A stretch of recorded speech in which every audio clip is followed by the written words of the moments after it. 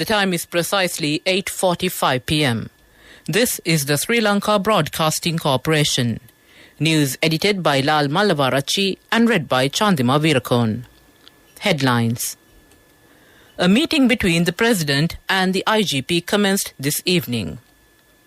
The government says that employees of any state corporation or statutory board will not be removed without paying compensation.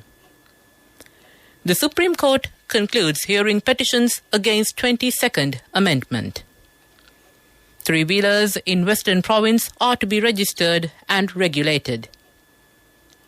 Another 30,000 metric tons of super diesel is expected to be unloaded tomorrow. On international news, Moscow murder accusation is fiction, says Ukraine. In sports news, it's cricket. Team India head coach Rahul Dravid test positive for COVID-19. Local stories in detail. IGP C.D. Wickramaratne met President Ranil Wickremesinghe this evening at the Presidential Secretariat in Colombo. This meeting commenced as the tradition that the IGP pay courtesy call to the President, who is the Commander-in-Chief of the Armed Forces. Gifts were also exchanged between the President and the IGP according to the official customs. Minister Bandula Gunawardena says that there is freedom to conduct public protests and meetings without violence. He said a suspect can be detained and questioned for more than 24 hours on permission from security authorities. During the cabinet briefing today, the minister said that employees of any state corporation or statutory board will not be removed without paying compensation.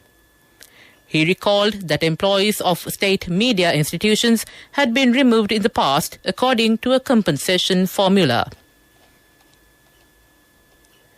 The Supreme Court has concluded hearing of the 9 petitions filed challenging the 22nd Amendment to the Constitution. The court concluded hearings today and informed that the Supreme Court determination would be delivered to the Speaker of Parliament.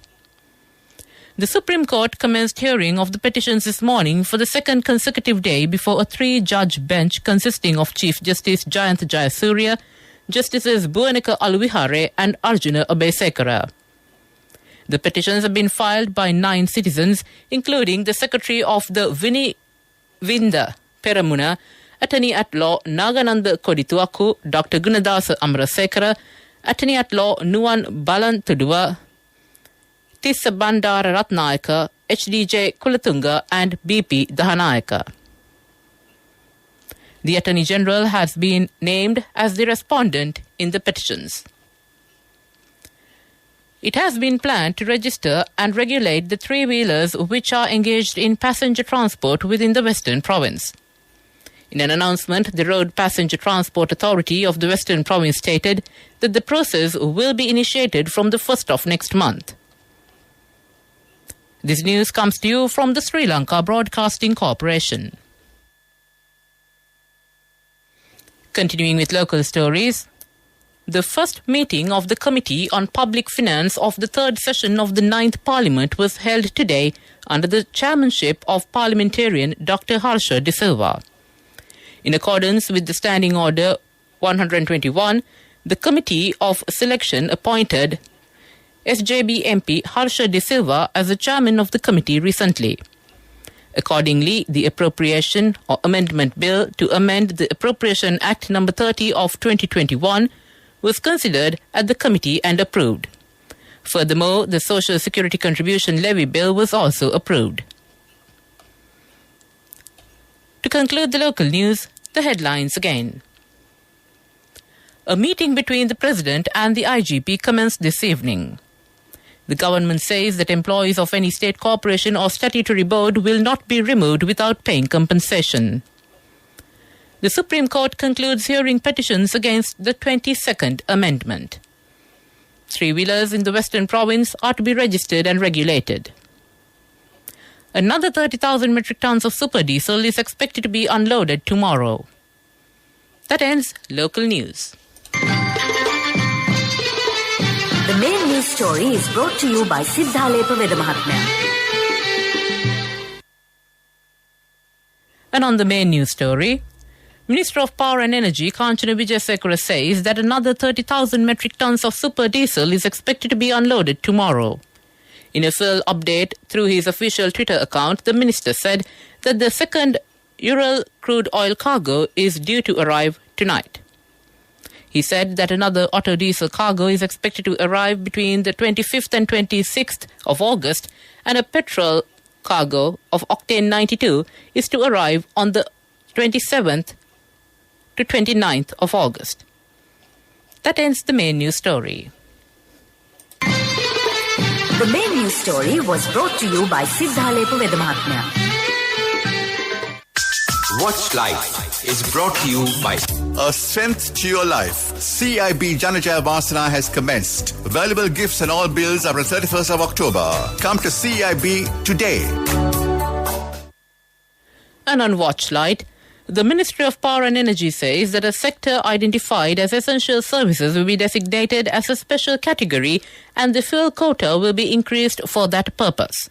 In the meantime, some other steps related to the fuel pass system, such as registration of non-vehicle fuel requirements, tourist fuel pass, etc., will be implemented from the first week of September.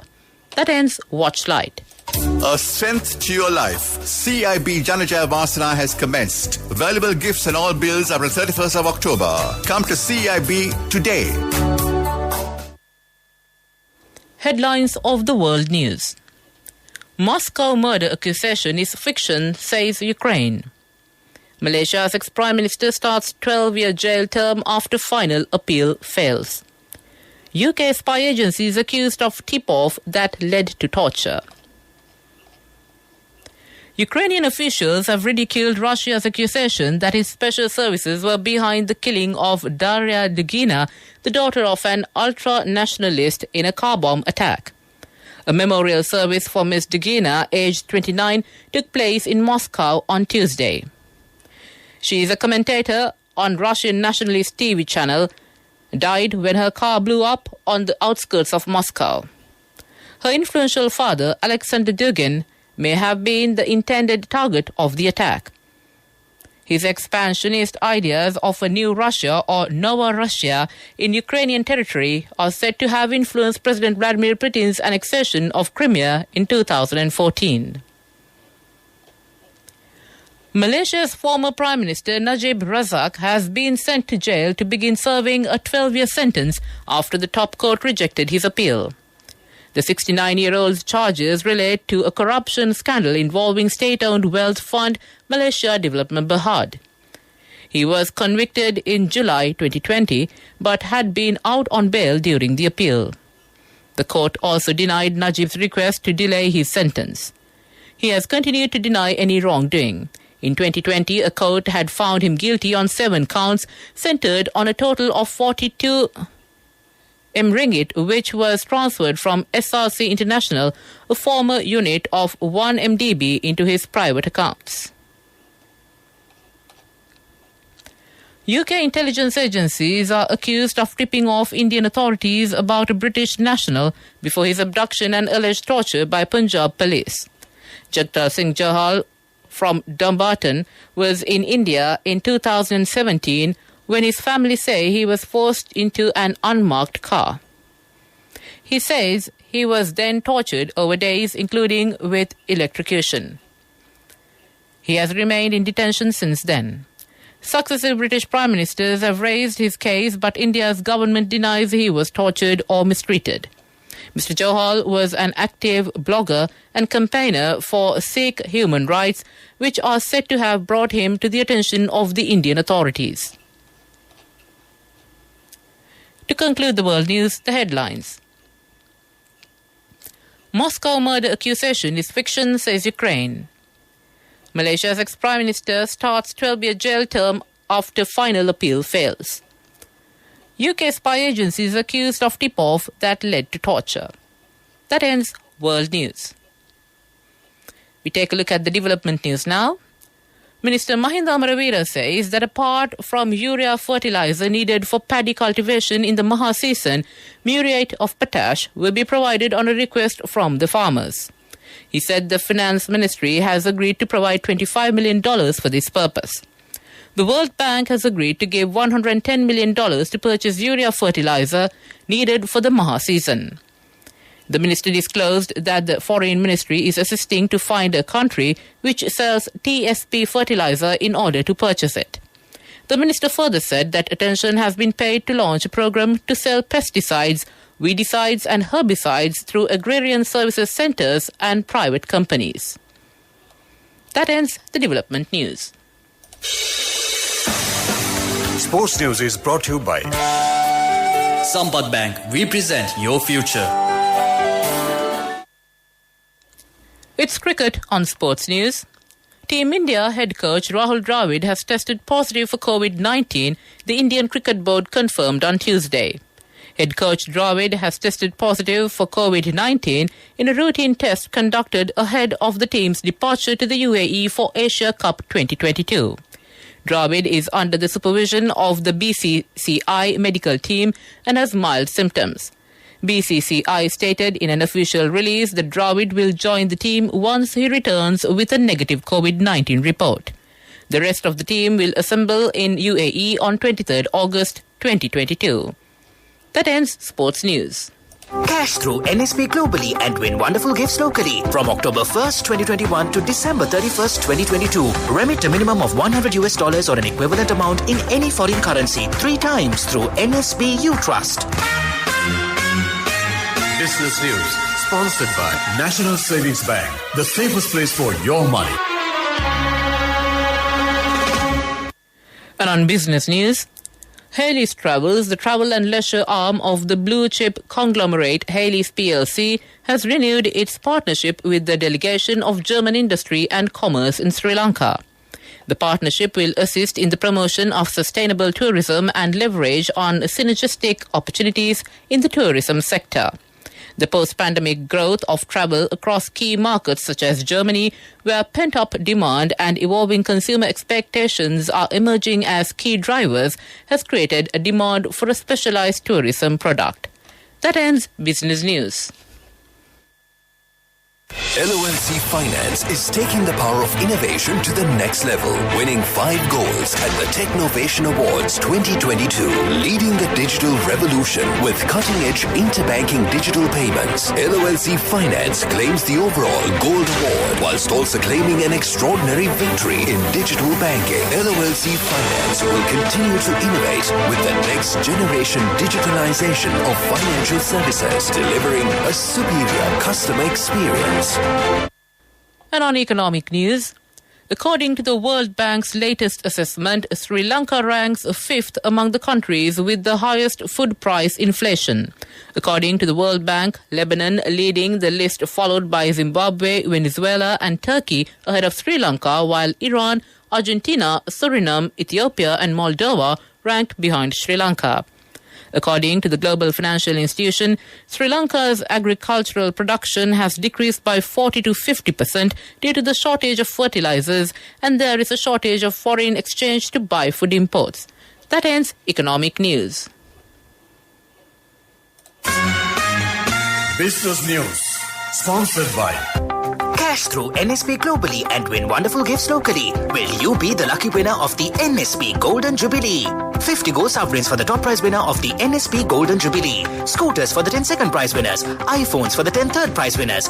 Mountain bikes for the 29 fourth prize winners. From October 1st, 2021 to December 31st, 2022. Remit a minimum of $100 or an equivalent amount in any foreign currency 3 times through NSP You Trust.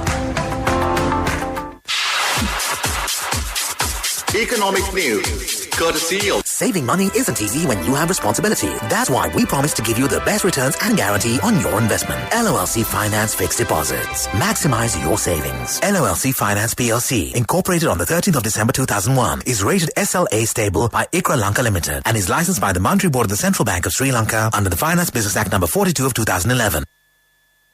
And finally, we take a look at the weather report. The Met Department says that showers will occur at times in the western and Sabaragamu provinces and in the Kurunegala, Kandy, Nuwara Eliya, Galle and Matra districts. Showers or thundershowers will occur at a few places in the Uva province and in Ampara, Batiklo districts during the night or at evenings. Fairly heavy rainfall above 50 millimeters can be expected at some places in those areas.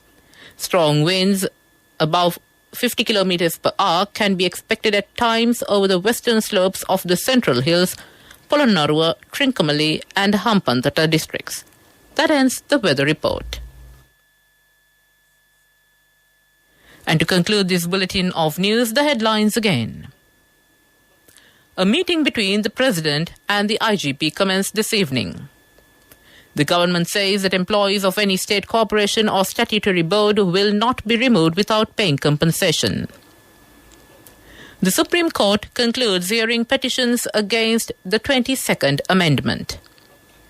Three-wheelers in Western Province are to be registered and regulated. Another 30,000 metric tons of super diesel is expected to be unloaded tomorrow. In news overseas, Moscow murder accusation is a fiction, says Ukraine. In sports news, it's cricket. Team India head coach Rahul Dravid tests positive for COVID-19. With that, we conclude this bulletin of news from the Sri Lanka Broadcasting Corporation.